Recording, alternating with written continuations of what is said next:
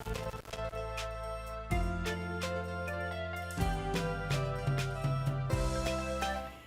ya les vamos a contar por qué nos conectamos inmediatamente con las preparaciones que se pueden realizar desde casa.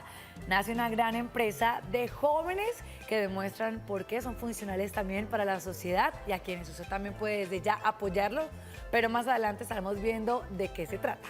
Por ahora les cuento que se queden conectados porque vamos a hablar del síndrome de Down y cómo este año el lema de la campaña mundial se dice que no se quede nadie más. Todos vamos a ser parte de la vida de estas personas que pues hoy entenderemos un poco más acerca de este síndrome. Así que doctora Silvia Guerrero, médico cirujano, bienvenida al Café de la Mañana. Muchas gracias. En primera medida, pues, televidentes, si ustedes tienen alguna pregunta o inquietud, la pueden hacer llegar en este mismo instante porque tenemos un especialista en el tema. Y segundo, comencemos a entrar en materia y es, ¿qué es el síndrome de Down? Bueno, el síndrome de Down es una condición genética en la cual en el par 21 no hay 2 cromosomas, sino hay 3, de ahí el nombre también de trisomía 21. Precisamente hablemos también de qué es lo que la causa, cómo llega a haber esa alteración en los cromosomas. Bueno, el síndrome de Down se presenta en el 95% de los casos como una trisomía universal, es decir, que se presenta de manera al azar, no importando la raza, la etnia, la religión, sino simplemente es al azar. De por sí esta trisomía universal antes se pensaba que estaba muy ligada con la edad de la madre. Actualmente vemos que en un gran porcentaje de los recién nacidos con síndrome de Down ocurren o vienen de madres jóvenes. Este es el 95%, el otro 5% se reparte entre el mosaicismo, que es cuando esta alteración en el cromosoma, en el par 21, ocurre un poco más tardíamente y por tanto en estos recién nacidos, en estas personas, los 47 cromosomas que son usuales del síndrome de Down están presentes en unas células y en otros hay 46 como pues en la mayoría de nosotros. Y la otra es la translocación, que es un menos porcentaje, que es la única condición o la única alteración genética del síndrome de Down que podría tener algún tipo de herencia, por así decirlo. De resto, pues es una condición que se presenta, como le digo, de manera aleatoria. Yo quiero hacer como un paréntesis porque generalmente cuando los papás están a puertas de tener su bebé, se preocupan, quieren que nazca sano, que todo esté bajo control en materia de salud y pues generalmente cuando recibes esta noticia es un poco fuerte. Sí. Pero ¿qué le podemos decir a los papás para que ellos no se alteren tanto, no se preocupen tanto? Porque hoy en día esto no impide que ellos puedan ser de gran aporte a la sociedad. Sí, el síndrome de Down, como pues ya lo decía, esa alteración genética no es una enfermedad, no se puede cambiar, no hay un tratamiento. No hay cura. No hay cura.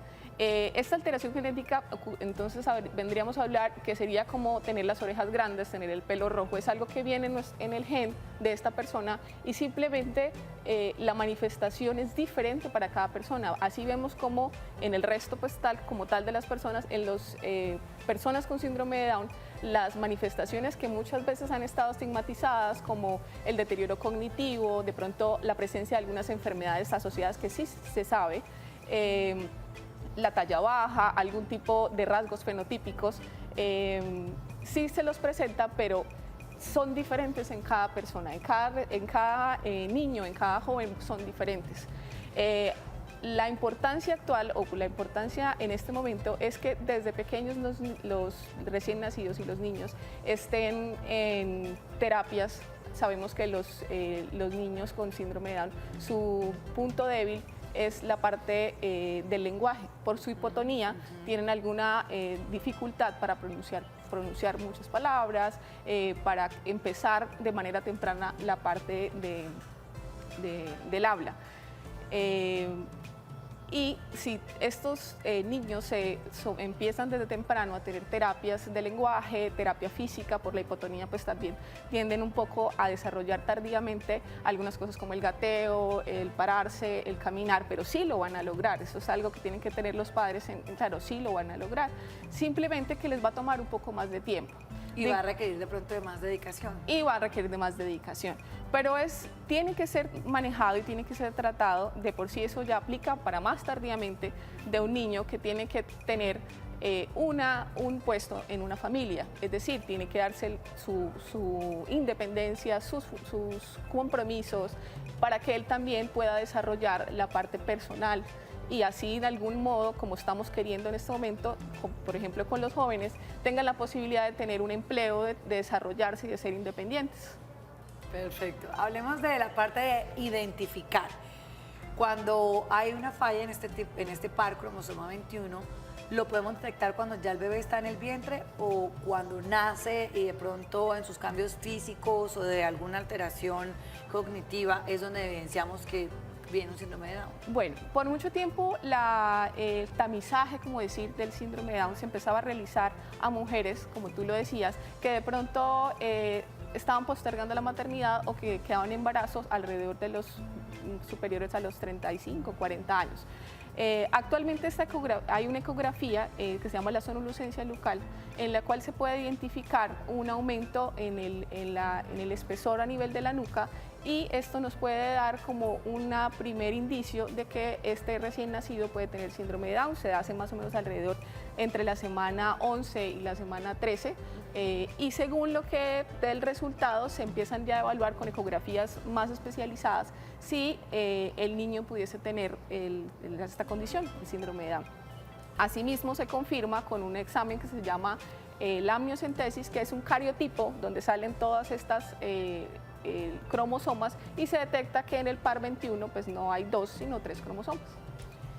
Muy bien, ya ha aprendido lo general, pues a grandes rasgos lo que es el síndrome de Down, y que usted pues si tiene en casa uno de esos casos, porque se da entre uno de 600 niños o niñas, pues podemos hablar también de mitos y verdades que podemos llegar a despejar, porque generalmente cuando nos encontramos con una persona que tenga alguna condición, comenzamos a comportarnos diferente. Los tratamos especial, somos más condescendientes y no sabemos, ¿esto es bueno o malo? ¿Le aporta o no al desarrollo de la persona? Exactamente, lo que te decía. Desde niños a estas personas hay que tratarlas como una persona más, hay que aprender a vivir con esta condición, con el tipo de deterioro cognitivo que tenga, digamos, cada persona. Hay un lapso muy grande o hay diferentes manifestaciones del síndrome de Down en cada persona. Lo más importante en estos niños y en estos jóvenes a largo plazo es que uno se logre la independencia, la funcionalidad y desarrollar sobre todo los talentos que tiene cada persona. De por sí, en general, de eso se trata pues, la vida misma, de cada persona que busque sus propios talentos y poder empezarlos a desarrollar. En las personas con síndrome de Down ocurre lo mismo. La parte de su desarrollo está muy ligada a cómo sea manejado por la familia, el puesto que le den en la familia a este niño, a este joven o a esta persona adulta, para que en algún momento este joven vaya a ser una persona independiente. Entonces, las condescendencias respecto al comportamiento no se deben hacer. Estas personas tienen que tener límites, estas personas tienen que tener obligaciones en su casa, los niños, los jóvenes, los adultos, para que puedan ser personas útiles tanto para la familia como para la comunidad. O sea, vamos a usar nuestra paleta y decimos acá que no debemos ser condescendientes ni debe haber como un trato más allá especial del que tenemos con las demás personas o integrantes de la familia. Nos vamos con el segundo mito, y es que también trata sobre si las personas con síndrome de Down requieren de un colegio especial o una institución especial para aprender. Bueno, y sí, definitivamente no. Hace muchísimo tiempo, de por sí ya está en las leyes colombianas, se ha visto que como estos jóvenes, estos niños, aprenden mucho de la socialización y de la imitación de muchos de los comportamientos, ellos deben estar en una escuela o en un colegio donde puedan compartir con toda la diversidad, porque de eso mismo se trata. Asimismo, se han venido tratando de integrar a estos niños. La ley colombiana dice que todos los niños tienen prima el derecho a la educación como personas, sin importar el tipo de discapacidad. No hablemos solamente del síndrome de Down. pero claramente se tienen que hacer adaptaciones curriculares y el colegio tiene que saber pues que hay que hacerse algunos cambios para que este niño logre los objetivos para cada grado, pero sí, definitivamente los niños con síndrome de Down, hablando específicamente, tienen que incluirse en los colegios regulares. Muy bien, esa no la sabía. Yo creo que la mayoría de personas también tenía ciertas dudas. Nos vamos con el tercer mito, Doc, y es acerca de si el síndrome de Down es hereditario. No. Como te decía inicialmente, solamente en un mínimo porcentaje, que es de los que pertenecen al tipo de traslocación, recordemos que hablamos que el 95% es de trisomía universal, que es al azar, solamente este tipo de traslocación podría estar ligado a un gen recesivo que tiene algunos de los padres. De resto, es por de tipo universal y es al azar, no tiene que ver con la herencia. Muy bien, vámonos con el cuarto mito y hablamos acerca de si estos niños son eternos. ¿Por qué? De hecho, porque es que uno los ve a una edad mayor y impecables, su piel perfecta. Sí. Bueno, creería uno que son eternos. Bueno, este es otro mito y definitivamente no así debe ser. Y no solamente, por eso me he tratado de enfatizar de que hay las mismas etapas que se viven en una persona, las viven ellos. Son recién nacidos, niños, jóvenes, adultos, y también viven una adultez. Inclusive, en cada una de las etapas, digamos, de la parte médica, nos tenemos que preocupar de algún tipo de manifestaciones como tal de enfermedades, porque ellos, pues, definitivamente sí, su condición le puede generar predisposición a desarrollar algunas enfermedades. Bueno, ahí teníamos el mito número 5. Entonces, esta condición sí podía predisponerlos a enfermedades. Sí, como tal no es una enfermedad porque digo no tiene cura, pero sí su hipotonía los predispone a algunas, por ejemplo, alteraciones a nivel respiratorio cuando son niños, su sistema inmunológico un poco inmaduro también lo predispone a infecciones respiratorias cuando son muy niños, por debajo de los 5 años. También se ve más o menos un 40% de las personas con síndrome de Down tienen una cardiopatía asociada y tiene que ser manejada tempranamente para que la expectativa de vida que hoy tenemos, que es alrededor de los 60-65 años, se logre, ¿sí? Entonces no son niños eternos, también va de la mano lo que te decía, que tienen que darse su puesto en la sociedad como niños, como jóvenes, como personas, para que ellos tengan unas obligaciones y tengan unos compromisos. Porque si claramente, y así sucede con cualquier persona, si malcriamos a uno de estos niños, a uno de estos jóvenes, de algún modo cuando lleguen a la adultez no van a ser personas productivas, porque se van a mal acostumbrar a siempre estar subsidiados por las personas que los rodean. Muy bien, doctora Silvia, si vamos a hablar acerca de igualdad, esta pregunta o este mito que viene a continuación se refiere a ello. ¿Por qué? Porque cuando hablamos de los japoneses o de los chinos, siempre los vemos muy parecidos. O cuando son de ciertas zonas de diferentes países, vemos que todos son rubios, ojos claros y tienen como cierto patrón. ¿Las personas también que tienen síndrome de Down vienen por la misma línea? Bueno, ¿Todos se parecen? no. Ellos tienen unas características fenotípicas que son las manifestaciones de esa condición genética que tienen, como son los ojos un poco achinados o que los vemos como almendrados, algo separados de la línea media nasal, las orejas de implantación baja, a veces de un tamaño un poco más pequeño. Pero definitivamente si nosotros nos centramos a mirar a la persona como tal en su entorno familiar, vamos a ver que definitivamente esa personita se parece a su papá y a su mamá, o a veces más a su papá o a veces más a su mamá. Tampoco es cierto que no hayan, por ejemplo, personas con síndrome de Down de raza negra. Hay claramente personas con síndrome de Down en la raza negra. No todos tienen el cabello mono, no todos son blancos, porque uno encuentra ese tipo de mitos también en general.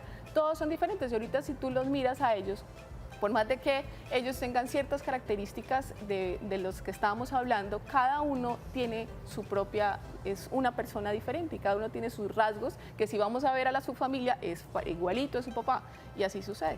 Para finalizar, ¿por qué este comportamiento de esos rasgos de a veces estar un poco agresivos y después amorosos? ¿Tiene algo en particular o nos pasa a todos? Sí, exactamente, nos pasa a todos. Las personas con síndrome de Down, como en relación a lo que mencionábamos antes, si nosotros no les damos límites, no les ponemos límites a sus comportamientos, ellos tienden en la parte de su inteligencia emocional a ser muy lábiles emocionalmente y al que el control de sus emociones sea un poco más difícil. Pero si como familia y como colegio, cuando ellos se integran al colegio, no les ponemos límites a esos tipos de comportamientos, pues claramente se van a condicionar a lo largo de su vida a manifestar un poco o a seguir siendo esa labilidad emocional. Pero si nosotros les ponemos ese condicionamiento desde niños, vamos con el tiempo a ir desmitificando ese que son muy amorosos, por eso son angelitos, o que yo conocí uno que era muy agresivo y no se comportaba, y pues volveríamos entonces a aquella época en las cuales las personas con este tipo de condición no se sacaban o no sacaban las familias hace muchísimos años, solo las sacaban los domingos, porque de pronto iban a ser unos niños agresivos o unas personas agresivas. Entonces, la idea es que cada familia vaya rompiendo esos mitos al interior cuando vaya de la recibida a un niño con síndrome de Down, y de esa manera a largo plazo, como lo estamos viendo ahora, sean jóvenes que vivan en comunidad, como debe ser. Muy bien, aquí estamos hablando sobre la igualdad y pues bueno, vamos a recibir desde ya a Televidentes en línea. Javier, buenos días. Sí, muy buenos días. ¿De dónde nos llamas? Ciudad de la Real de Minas. Listo, coméntanos, participa del tema. Pues a ver, ¿qué le digo yo? Hay algo que yo de pronto como padre de familia quisiera recomendarle a todas las personas que tienen niños con síndrome de Down, y es que por favor no los dejen engordar. Esos niños tienen que hacer ejercicio. Uno mira a todos los niños Down y la mayoría de esos niños son gorditos, niña o niños, no entiendo por qué tiene que ser así. Y ahora una preguntita para la doctora. Doctora, es un mito, no sé, yo antiguamente cuando era joven, yo en ese momento tengo 50 años, pero cuando yo fui joven o niño, oía que los niños Down en ese entonces no pasaban de los 25 años. Y realmente pues eso como que era cierto. Entonces, ¿a qué se debe eso? Y nada más, eso era todo. Gracias, doctora, muy amable. A ti, Javier, por participar. ¿Qué le podemos decir, doctora Silvia? Bueno, sí, la esperanza de vida definitivamente, como lo decía anteriormente, actualmente está sobre los 60-65 años, debido a que estas enfermedades que son más a los cuales los jóvenes están más predispuestos, como son las cardiopatías, se puedan detectar tempranamente y dar manejo temprano, al igual que, por ejemplo, el hipotiroidismo. De esa manera hemos logrado que la expectativa de vida para el momento en Colombia y en Latinoamérica esté alrededor de los 60 años. Muy bien. Bueno, pues doctora Silvia, muchísimas gracias por habernos acompañado y yo creo que sirvió bastante este hecho de desmitificar el síndrome de Down en el mundo. Esa es la idea. Esa es la idea.